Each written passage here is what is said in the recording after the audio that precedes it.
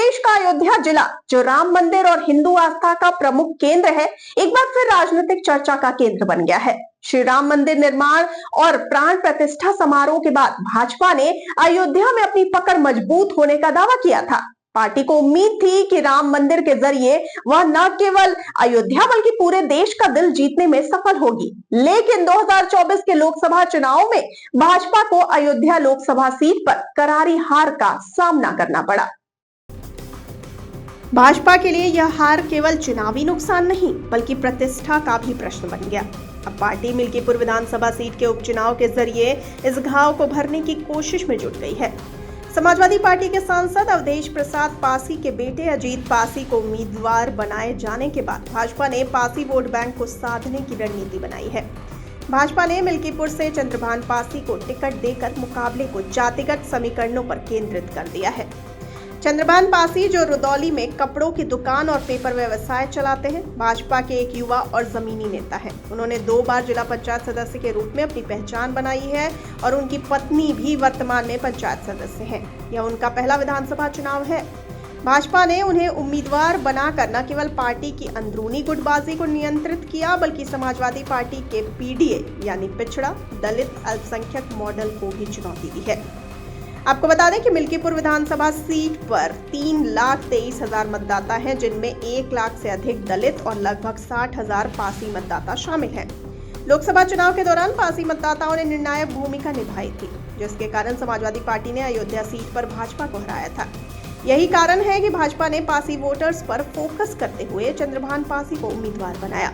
इस सीट पर समाजवादी पार्टी ने पहले ही अवधेश प्रसाद के बेटे अजीत पासी को प्रत्याशी घोषित कर दिया था। अजीत लंबे समय से क्षेत्र में सक्रिय हैं और उनकी स्थिति मजबूत मानी जा रही है। भाजपा की ओर से टिकट की घोषणा में देरी हुई, लेकिन पार्टी ने पूरी रणनीति बनाकर यह फैसला लिया। 6 मंत्री और अन्य वरिष्ठ नेता लंबे समय से अयोध्या में सक्रिय हैं। जमीनी स्तर पर कार्यकर्ताओं की राय ली गई और फिर चंद्रभान पासी को प्रत्याशी बनाया गया। बता दें कि मिल्कीपुर के इस चुनाव में जातिगत समीकरण प्रमुख भूमिका निभाने वाले हैं। सपा, जहां अपने पीडीएम मॉडल के जरिए पिछड़ा, दलित और अल्पसंख्यक मतदाताओं को साधने की कोशिश कर रही है, वहीं भाजपा पासी मतदाताओं पर विशेष ध्यान दे रही है। श्री राम मंदिर के निर्माण के बाद भी अयोध्या लोकसभा सीट पर हार से भाजपा के लिए यह चुनाव और भी महत्वपूर्ण हो गया है। आपको बता दें कि चंद्रभान पासी का चुनाव मैदान में आना मुकाबले को दिलचस्प बना रहा है। उनकी सरल पृष्ठभूमि और युवा नेतृत्व की छवि उन्हें मतदाताओं के बीच लोकप्रिय बना सकती है। वहीं समाजवादी पार्टी के लिए यह सीट प्रतिष्ठा का विषय है। लोकसभा चुनाव में अयोध्या सीट पर जीत हासिल करने के बाद सपा को यह दिखाना है कि उनका पीडीए मॉडल फिर से कारगर साबित हो सकता है। मिल्कीपुर के चुनाव में भाजपा ने अपनी पूरी ताकत झोंक दी है। मुख्यमंत्री योगी आदित्यनाथ ने स्वयं इस सीट पर नजर रखी है और भाजपा का पूरा संगठन सक्रिय है।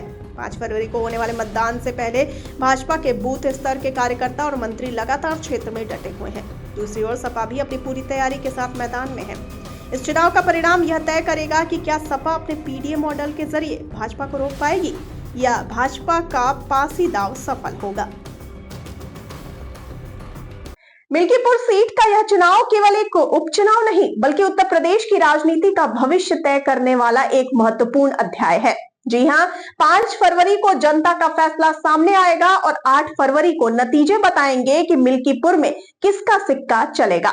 आपको क्या लगता है? अपनी राय हमें बताइए कमेंट सेक्शन में और साथ ही जाते जाते इस वाले वीडियो को कर दीजिए लाइक और शेयर और चैनल को सब्सक्राइब करना बिल्कुल ना भूलिए। मुझे दीजिए इजाजत। नमस्कार।